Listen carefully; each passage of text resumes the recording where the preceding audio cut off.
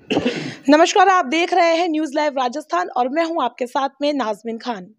की तारीख नजदीक आती जा रही है, वैसे वैसे राजनीतिक में हलचल देखने को मिल रही है। टिकटॉक की आस लगाए बैठे सभी दावेदार कि दिल की धड़कन बढ़ती जा रही है। इसी को लेकर आज हम मौजूद है विद्याधर नगर में, जहां आमेर विधानसभा से आज हम आपकी मुलाकात कराने जा रहे हैं आम आदमी पार्टी के प्रत्याशी PS तोमर जी से। इनसे हम आज खास मुलाकात करेंगे। और नमस्कार सर। नमस्कार नाजमीन खान। सर, मेरा आपसे सबसे पहला सवाल ये है, हमारी जनता को आप अपना परिचय दीजिए। देखिए नाजमीन खान जी, मैं एक छोटे से परिवार से आता हूँ, गांव से आता हूँ। मेरे पिताजी काश्तकार हैं, आज भी हैं, और मेरी माता जी गृहिणी है। हम 5 भाई, एक बहन है। मैं सबसे बड़ा हूँ। मैंने गांव से अपनी शिक्षा दीक्षा की है 10th तक। उसके बाद मैं आगे MD यूनिवर्सिटी रोहतक से MA किया है, और मैंने लॉ भी किया है। उसके बाद कंपटीशन दे कर के और मैं यहाँ 1993 में RGS में सेलेक्ट हुआ, और तब से मैं यहाँ पर जज रहा हूँ। मैं करीब करीब राजस्थान में आधे से ज़्यादा स्थानों पर अपनी सर्विस दी है, लोगों को न्याय बांटा है। बांसवाड़ा से लेकर के और गंगानगर तक, और इधर ब्यावर और बारा, कोटा, सभी जगह पर मैं रहा हूँ। मैंने देखा कि यहाँ बहुत अलग अलग कल्चर है, अलग अलग तरह के लोग हैं, अलग तरह का भौगोलिक वातावरण रहा है। तो मेरी हमेशा कोशिश रही है कि मैं पूरी निष्ठा से, ईमानदारी से और अपने संकल्प के साथ लोगों को न्याय दूं। के साथ में अब मैं करीब 2 साल से आम आदमी पार्टी का दामन थामा है। रही मेरे और दूसरे परिवार के लोगों की बात, मेरे 2 बेटे हैं।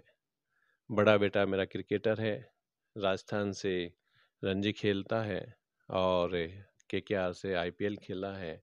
अभी RPL भी खेला है उसने जोधपुर सनराइजर्स से। छोटा बेटा मेरा लॉ करने के बाद AJAD भी एक बड़ी फर्म है दिल्ली में, वो लिटिगेशंस में सुप्रीम कोर्ट, हाई कोर्ट में फर्म की ओर से जाता है। मेरी wife central bank of India manager रही है, और अब उन्होंने 1 साल से VRS लेकर के पार्टी में ही काम करती है। मेरा एक छोटा भाई यहाँ बिजनेस करता है, जो रिलेटेड टू मल्टी ब्रांडिंग है, और हमारे उसका काम है एक तरह से कहिएगा मोबाइल का। न्यू मोबाइल भी है, शोरूम है, विद्याधर नगर में हमारी शॉप है भैया की। एक भैया मेरा प्रैक्टिस करता है यहाँ डिस्ट्रिक्ट कोर्ट में। एक भाई मेरा प्रोफेसर है मेडिकल में, और आजकल MS है। उनकी वाइफ भी प्रोफेसर है। उनकी बेटियाँ MBBS फाइनल ईयर कर रही है। और एक बेटा मेरा जो दिल्ली में है, वो दिल्ली में ही रह रहा है, और उसने यहाँ से MGPS से 10th किया है। उसके बाद में जयश्री परिवाल से किया था उसने 12th, और NLU पटियाला से उसने लॉ किया हुआ है। और मेरी एक भतीजी है, हमारे क्या जॉइंट फैमिली है, वो अभी 10th में है। छोटी बेटी अभी 7th में है। 2 बेटियाँ हमारी 7th में, एक छोटे भाई की भी जो एडवोकेट है उनकी भी। जो भैया मेरा एडवोकेट है, उनकी वाइफ टीचर है। तो हमारी क्या एक पढ़ी लिखी फैमिली है। एक भाई मेरा फोर्स में था पहले, BSF में, अब वो खेती बाड़ी करता है। और उनका एक बड़ा बेटा एक सीनियर ग्राफिक डिजाइनर है, इंजीनियर है वो। एक बेटा ने लॉ किया है, और एक बेटा सर्विस करता है। और एक तरह से मैं कहूँगा कि शिक्षा के बल पर हम लोग आगे बढ़े हैं, और शिक्षित फैमिली है। सर, जज होते हुए भी आपने राजनीति में आने की क्यों सोची? देखिए, राजनीति में इसलिए आया हूँ मैंने जज रहते हुए, और जज से पहले जब मैं पढ़ता था, तो मैंने देखा कि आम लोगों की जो प्रॉब्लम्स हैं, उसके ऊपर राजनीतिज्ञ लोग कुछ ज़्यादा ध्यान देते नहीं हैं। और गरीबी, बेरोजगारी ये कोई ईश्वरीय प्रदत्त नहीं होती, बल्कि नीतियों की वजह से, सरकारी नीतियों की वजह से घटती और बढ़ती है। तो इसलिए मैं चाहता था कि हमारे जो खास तौर से गांव के लोग हैं, गरीब है, किसान है, मजदूर है और जो छोटे दुकानदार है, मतलब एक ऐसा तबका जिसके पास खास रोजगार नहीं होते, खास पूंजी नहीं होती आगे बढ़ने के, मैं कुछ कर सकूं। सर, पार्टी तो जैसे कांग्रेस की भी थी और बीजेपी की थी, पर आपने आम आदमी पार्टी को ही क्यों चुना? नाजमीन, आम आदमी पार्टी चुनने का खास कारण है। आम आदमी पार्टी यानी केजरीवाल जी की जो पॉलिसीज रही हैं, वो आम आदमी के लिए रही है, ना कि धनिक वर्ग के लिए। वो चाहते थे कि आम आदमी को सबसे ज़्यादा ज़रूरत होती है शिक्षा की, अच्छी शिक्षा हो। हम ये देखते हैं कि आज़ादी के बाद से देश में कभी भी शिक्षा एक चुनाव का मुद्दा नहीं रहा है और पॉलिटिकल पार्टीज के लिए कभी कोई प्रायोरिटी नहीं रही है। तो उन्होंने इसको महसूस किया। मैं खुद गांव से आता हूं, मैंने खुद देखा है कि गांव के स्कूल कितने मतलब खराब है, हालत में है। अच्छा इंफ्रास्ट्रक्चर नहीं है, अच्छे टीचर्स नहीं हैं, अच्छा कोई कैरियर गाइडेंस नहीं होती है, तो उनको कैसे हम आगे लाए? तो केजरीवाल जी ने एक तो शिक्षा के ऊपर, दूसरा उन्होंने देखा कि जो आम आदमी को जरूरत पड़ती है चिकित्सा की, वो उनको सही से मिलती नहीं है, इसके ऊपर बहुत कम फोकस है। तो दो मुद्दों तो उन्होंने ये पकड़ा। तीसरा ये है कि हम नेताओं की या दूसरे अधिकारियों की जब बात करते हैं, उनको फ्री देते हैं, बिजली है, पानी है और दूसरी सुविधाएं हैं, लेकिन आम आदमी पार्टी को ये एक अच्छा लगा कि हम जो नेताओं को या बड़े लोगों को सुविधाएं हैं, फ्री बिजली की, पानी की, वो हम सामान्य आदमी को भी दें। और बिजली देखो, आपने दिल्ली में देखा होगा 200 यूनिट फ्री है, पंजाब में 300 यूनिट फ्री है, और बिजली भी 24 घंटे आती है। यहाँ आपको पता है कि क्या स्थिति है। इसलिए मैं इसको देख करके कि आम आदमी पार्टी के लिए सबसे ज़्यादा ज़रूरी था, आम आदमी पार्टी ने सबसे ज़्यादा ज़रूरी समझा कि हम जो आम आदमी हैं उनके लिए काम करें, और ये एक दिल में थी मेरी बात। इसके अलावा आम आदमी पार्टी की जो गुड गवर्नेंस है वो बहुत गजब की है। मतलब गुड गवर्नेंस का ये मतलब है कि हम जो डे टू डे में जो हमें चीज़ों की ज़रूरत होती है, चाहे हमें कोई सर्टिफिकेट बनवाना है या हमें ऑफिस में कोई काम होते हैं, वो हमारे बहुत इजीली हो जाए और बिना पैसे दिए हो जाए, बिना करप्शंस के हो जाए, तो वो गुड गवर्नेंस उनका बहुत गजब का था। इसलिए इन सब चीज़ों ने मुझे बहुत प्रभावित किया और इसलिए मैंने आम आदमी पार्टी का दामन थामा, जबकि दूसरी पार्टियों में इन चीज़ों का बहुत बड़ा अभाव है। आपको प्रदेश अध्यक्ष बनाया गया, उसके बाद में भी आपने क्यों चुनाव लड़ने का ये सजेशन लिया कि मैं चुनाव देखिए लड़ूं? नाजमीन, मुझे पार्टी ने प्रदेश उपाध्यक्ष बनाया है। ये निश्चित रूप से एक बड़ा पद है और ये कैडर बेस्ड पार्टी है हमारी। तो मेरी इच्छा थी कि मैं पूरे स्टेट में ही काम करूं और मैं करता भी रहा हूं। इसके अलावा पार्टी ने कहा कि आप चुनाव भी लड़िएगा, तो पार्टी के कहने के अनुसार ही मैं चुनाव में उतरा हूं। आपने चुनाव लड़ने के लिए आमेर विधानसभा को ही क्यों चुना? नाजमीन, जब ये बात आई कि कहाँ से चुनाव लड़ना है, तो पार्टी ने मेरे ऊपर ये बात छोड़ी। मैं चाहता तो शहर से भी चुनाव लड़ सकता था, लेकिन मैंने देखा कि जयपुर के पास आमेर विधानसभा एक ऐसी है जो बहुत ही उपेक्षित रही है। यहाँ बहुत सारे मुद्दे हैं, बहुत सारे समस्याएं हैं। मैं खुद गांव की पृष्ठभूमि से हूँ, तो मैं गांव को बहुत अच्छी तरह समझता हूँ, किसानों को समझता हूँ, मजदूरों को समझता हूँ, उनकी समस्याओं को, उनके दुखों को मैं जानता हूँ। इसलिए मैंने उन लोगों के लिए काम करने का निर्णय लिया और आमेर को चुना मैंने। तो आप किन-किन मुद्दों को लेकर चुनाव में लड़ोगे? देखिए नाजमीन, आमेर में मुद्दे तो बहुत हैं। जैसे हम बात करें, सबसे पहले जो खास मुद्दा यहाँ पर है पानी का। पानी का किस तरह से हम कंजर्वेशन करें, पानी का हम किस तरह से वाटर लेवल बढ़ाए और क्या-क्या पॉलिसीज होनी चाहिए। मैं कहता हूँ कि गवर्नमेंट की पॉलिसीज बहुत ही कम है इसमें और बहुत उपेक्षित रहा पानी के मैनेजमेंट के मामले में। यहाँ बरसात होती है, लेकिन उसका सही से मैनेजमेंट नहीं हुआ। खास तौर से अगर हम खेती की बात करें, पहले फ्लड इरिगेशंस होती थी, लेकिन किसानों को समझ में आया कि फ्लड इरिगेशन से बहुत ज़्यादा पानी चाहिए, तो ड्रॉप इरिगेशन में भी आए। पहले नहीं, ड्रॉप नहीं आए, पहले उसके बाद में आए स्प्रिंग इरिगेशंस में। तो उसके बाद अब ये ड्रॉप इरिगेशंस में आए हैं। तो किसान ये समझ रहा है कि पानी की कमी तो है, तो धीरे धीरे वो शिफ्ट कर रहे हैं कि पानी की कमी है तो उसको मैक्सिमम यूटिलाइज कैसे करें।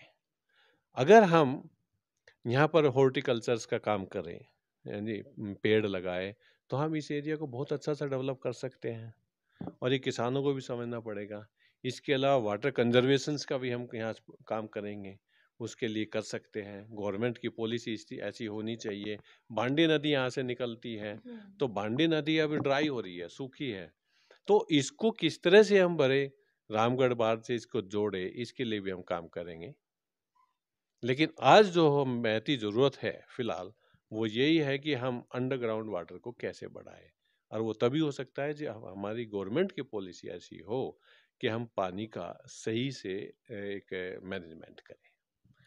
दूसरा जो मुद्दा है, यहाँ शिक्षा का मुद्दा है। मैं देखता हूँ कि करीब करीब 50% के करीब महिलाएं जो है अब आज भी अनएजुकेटेड है इस एरिया में, और कुछ एजुकेटेड भी है तो कुछ खास उनकी शिक्षा दीक्षा है नहीं, क्योंकि यहाँ सुविधाएं नहीं है। यहाँ कहीं जो है ना कन्या विद्यालय नहीं है, महिलाओं के लिए बहुत अच्छी शिक्षा की व्यवस्था नहीं है।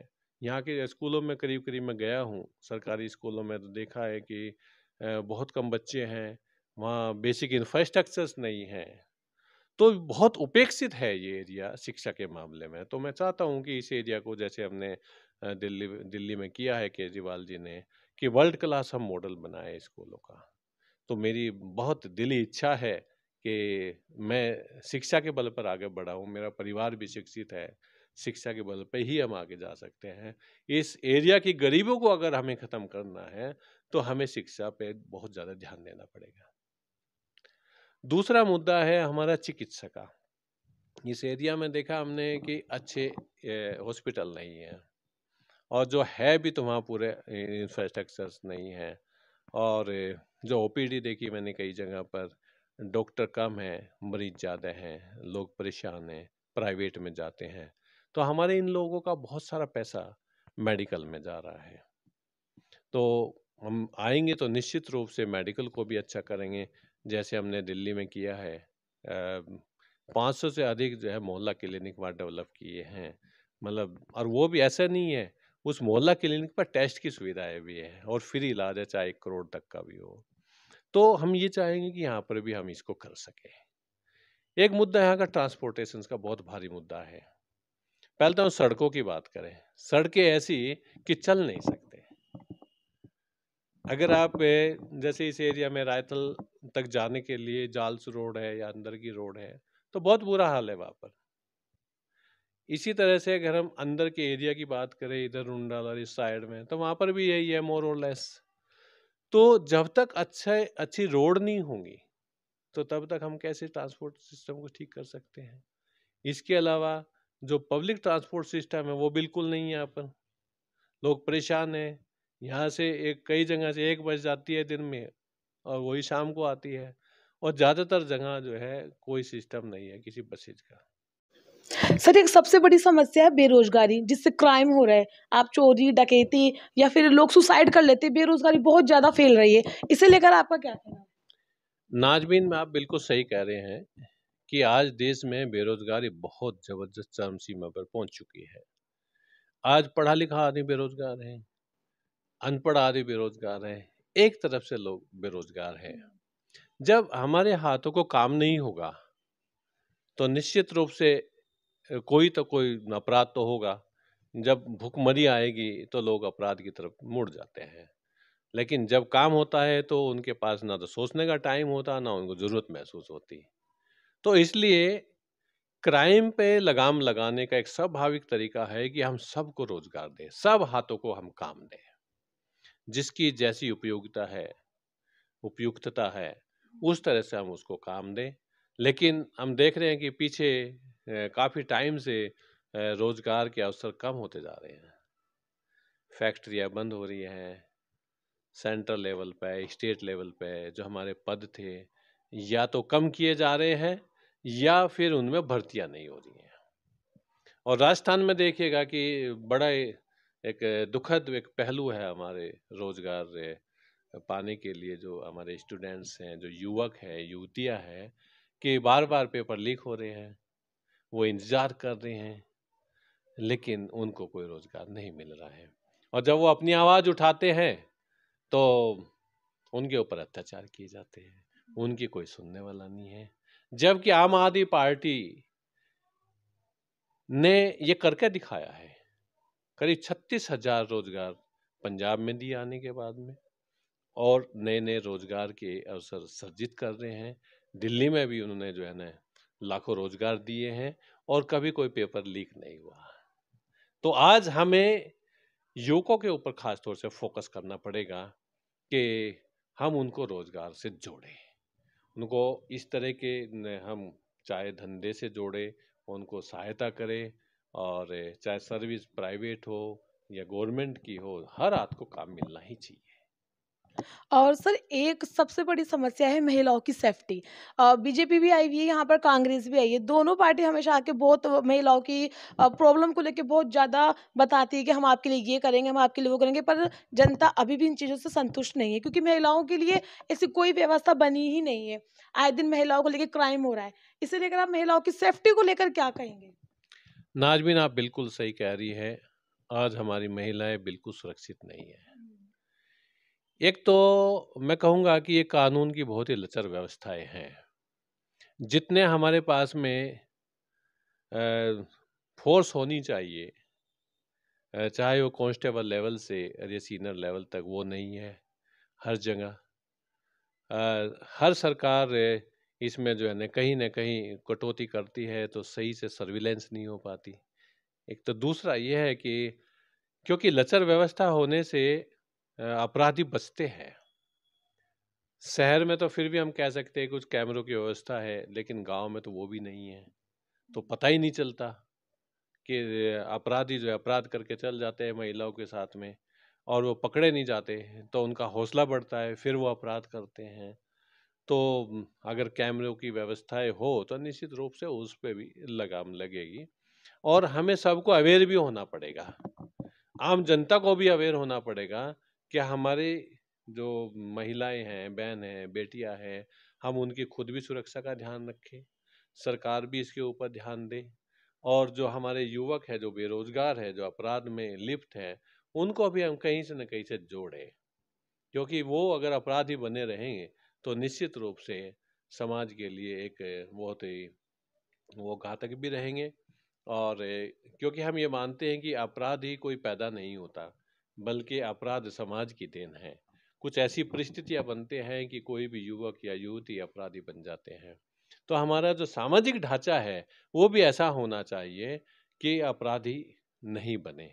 और इसके साथ साथ क्योंकि ये कैपिटलिस्ट इकोनॉमी है, कैपिटलिस्ट इकोनॉमी में अपराध डेवलप हो जाते हैं, क्योंकि हम देखते हैं कि जो रोजगार है, रोजगार कम है, लोगों की आय कम है, आय कम होने से उनकी आवश्यकता पूरी नहीं होती, तो वो गलत रास्तों पे चले जाते हैं। और यहाँ डिफरेंस बहुत होता जा रहा है, अमीर अमीर होता जा रहा है, गरीब गरीब होता जा रहा है। इसलिए ये जो अपराध का जो ग्राफ है ये भी बढ़ता जा रहा है। सर आप हमें आमिर की कोई बड़ी समस्या बताइए जिस पर आप काम करना चाहोगे। देखिए नाजमीन, मैंने देखा है आमिर में बहुत बड़ी समस्या है, जो कचरा या एक डिपॉजिट किया जा रहा है सेवापुरा और भैरूखेड़ा, इस वाले एरिया में लोग इतने परेशान हैं, करीब 20 गांव के लोग, ढाणियों के लोग। उनका कहना है कि उनके नलों में काला पानी आने लग गया, सीपेज होकर के गंदगी नीचे जा रही है, और वहाँ गंदी हवाएं चलती हैं। और ख़ास तौर से जो बरसात का टाइम है, बरसात के टाइम में तो उनका रहना वहाँ बिल्कुल मुश्किल हो गया है। तो एक तो ये प्रॉब्लम इस एरिया की बहुत बड़ी प्रॉब्लम है जो मैं समझता हूँ, और इस पे सरकार कोई ध्यान नहीं दे रही है। पहले भी बहुत सारे प्रत्याशी यहाँ पर आए, एमएलए रहे, उन्होंने भी इस कचरे को प्लांट्स को यहाँ से हटाने का या इसको प्रोसेस कराने का बहुत आश्वासन लोगों को दिया, लेकिन नहीं किया किसी ने भी।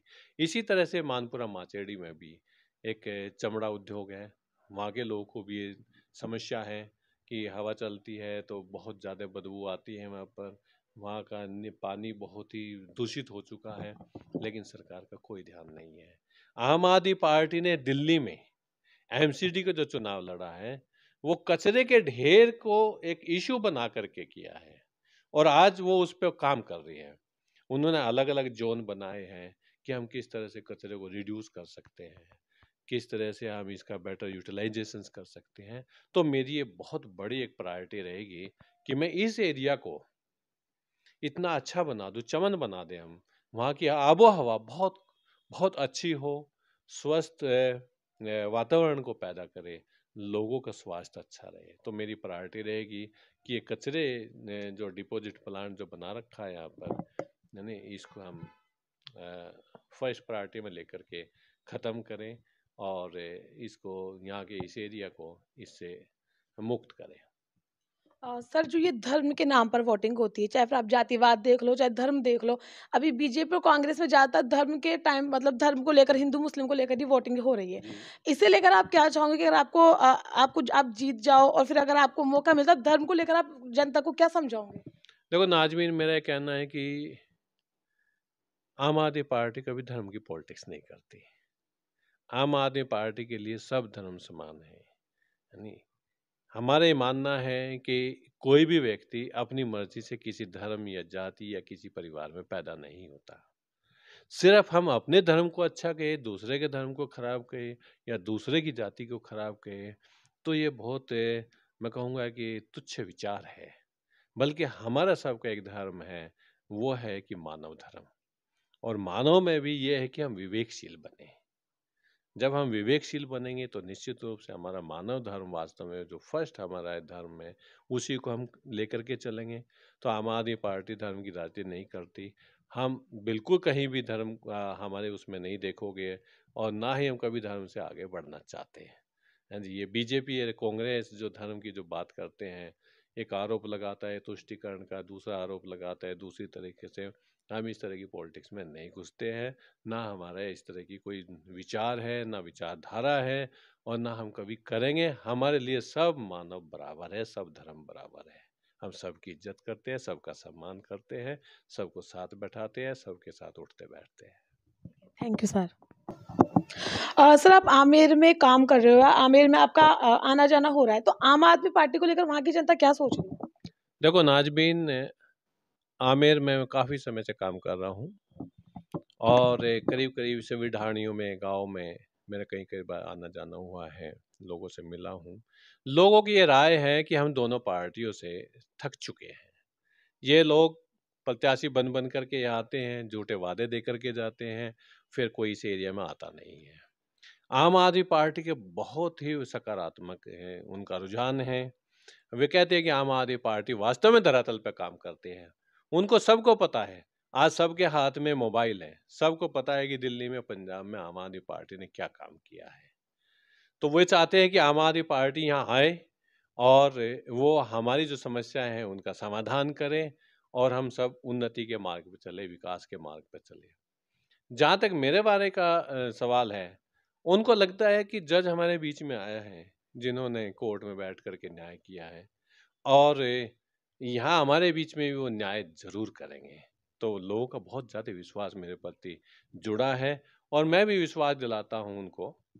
और ये कहना चाहूँगा आपके माध्यम के चैनल के माध्यम से कि मैं न्याय अपने कोर्ट में भी किया है, ईमानदारी से किया है, अपने संकल्प के साथ किया है और लोगों के साथ इसी भावना से मैं आया हूँ कि मैं उनके साथ भी न्याय करूँ, उनकी आवाज़ को उठाऊँ, उनके मुद्दों को उठाऊँ और जो जो परेशानियाँ हैं उनको मैं दूर करूँ। क्योंकि मैं करीब 36 साल से न्याय के और कानून के संबंध में जाना है और मैंने किया है काम। तो मुझे करीब करीब सब पता है कि कहाँ क्या प्रॉब्लम्स होती हैं, किस ऑफिस में किस तरह से काम किए जाते हैं। तो मैं लोगों को वैसे भी हर रोज़ राय देता हूँ, कानूनी राय देता हूँ, फ्री कानूनी राय देता हूँ। लोगों की राय लोगों को राय मिल कर के उनको लगता है कि ये बिल्कुल हमारी सही राय है, ये हमें सही राय दे रहे हैं और जिससे उनकी समस्या है उसका समाधान भी होता है। तो लोग मुझे चाहते हैं कि हमारे बीच में ऐसे सीनियर होंगी सुलझेंगी वे।